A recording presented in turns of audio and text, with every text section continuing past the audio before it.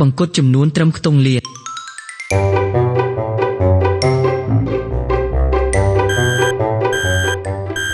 2លាន782,150 ពិបាកចាំជាង3លានការបង្កត់គឺធ្វើឲ្យតម្លៃចំនួននោះជាតម្លៃប្រហែលហើយងាយចងចាំ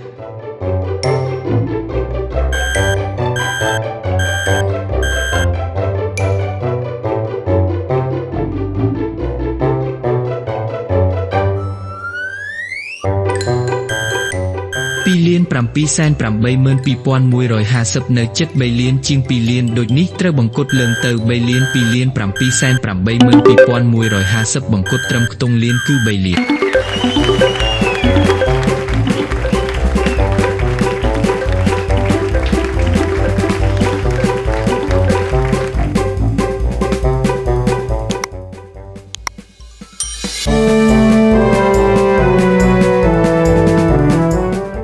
ការបង្កត់ចំនួនត្រឹមខ្ទង់សែន5លាន6សែន23,501នៅជិត5លាន6សែនជាង5លាន7សែនដូចនេះត្រូវបង្កត់ចុះទៅ5លាន6សែន5លាន6សែន23,501បង្កត់ត្រឹមខ្ទង់សែនគឺ5លាន6សែន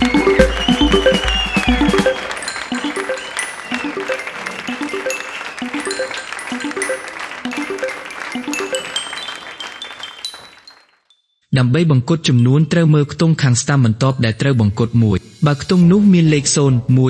3 4ត្រូវបង្កត់ចុះ2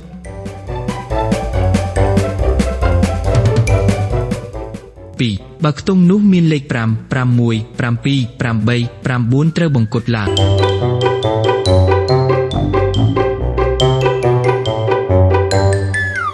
លំហាត់ទី1ចំនួន2,782,150 ជាចំនួនដែលត្រូវបង្កត់ត្រឹមខ្ទង់លានតើខ្ទង់ខាងស្តាំបន្ទាប់ដែលត្រូវបង្កត់គឺលេខប៉ុន្មាន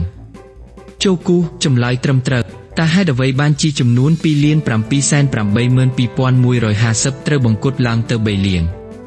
ចូលគូសចម្លើយត្រឹមត្រូវតើចំនួន2,368,210 បង្កត់ត្រឹមខ្ទង់លានគឺប៉ុន្មាន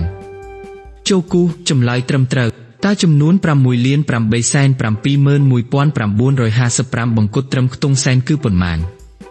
ចូលគូសចម្លើយត្រឹមត្រូវតើចំនួន8,593,456 បង្កត់ត្រឹមខ្ទង់ម៉ឺនគឺប៉ុន្មានចូលគូសចម្លើយត្រឹមត្រូវ